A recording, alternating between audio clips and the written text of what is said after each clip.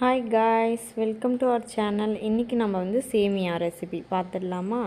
இதுக்கு நான் வந்து 2 ஆனியன் எடுத்திருக்கேன், ஒரு கேரட்டை வந்து துருக்கி வச்சுருக்கேன், ஒரு பச்சை மிளகாய் வந்து ஆஃபாக கட் பண்ணி வச்சுருக்கேன். நெக்ஸ்ட்டு கருவேப்பிலை எடுத்து வச்சுக்கிட்டேன். கடாய் வச்சுட்டு அதில் எண்ணெய் விட்டுக்கோங்க. நெக்ஸ்ட்டு வந்து கடுகு போட்டுருங்க. கடுகு போட்டு நல்லா பொரிஞ்சதும் ஆனியனை வந்து ஃபஸ்ட்டு போடுங்க. ஆனியன் கூடவே பச்சை மிளகாவையுமே போட்டு நல்லா வதக்குங்க.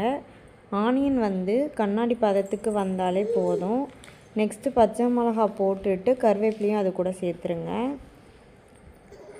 இந்த கண்ணாடி பதத்துக்கு வந்த உடனே கேரட் துருகி வச்சுருப்போம் இல்லையா, அதையுமே வந்து சேர்த்துக்கோங்க. சேர்த்துட்டு ஒரு கிளறிட்டு அதுக்கப்புறமா தேவையான அளவுக்கு சால்ட் போட்டுக்கோங்க. சால்ட் போட்டதுக்கப்புறமா நல்லா வதக்குங்க. ரொம்ப வேகணும்னு ஒன்றும் அவசியம் இல்லை, நம்ம தண்ணி விட்டு அதை வேக வச்சுக்கலாம். இந்த அளவுக்கு வதங்கின உடனே இப்போ இந்த அளவுக்கு வந்து வதங்கிடுச்சு. வதங்கின உடனே தண்ணி வந்து நம்ம ஊற்றிக்கலாம். தண்ணி வந்து கொஞ்சம் கம்மியாகவே சேர்த்துக்குங்க, அப்போ தான் சேமியா வந்து குழையாமல் இருக்கும். இது நல்லா வந்து இந்த கேரட்டும் வேக விடணும், ஆனியனும் வந்து நல்லா வேக விடணும்.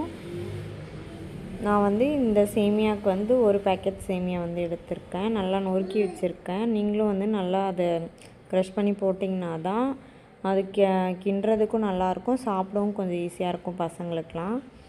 நெக்ஸ்ட் இந்த அளவுக்கு சுண்டுன உடனே சேமியா வந்து சேர்த்துக்கோங்க. தண்ணி வந்து அதிகமாக இருந்துச்சுன்னா வேகமாக வச்சுட்டு நல்லா கிண்டுங்க.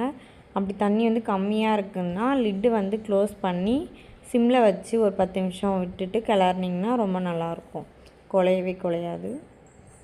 இது வந்து பசங்களாம் வந்து ரொம்ப விரும்பி சாப்பிடுவாங்க, டேஸ்ட்டும் வந்து சூப்பராக இருக்கும். அவ்வளோதான் ஃப்ரெண்ட்ஸ், தேங்க்யூ, பாய் பாய்.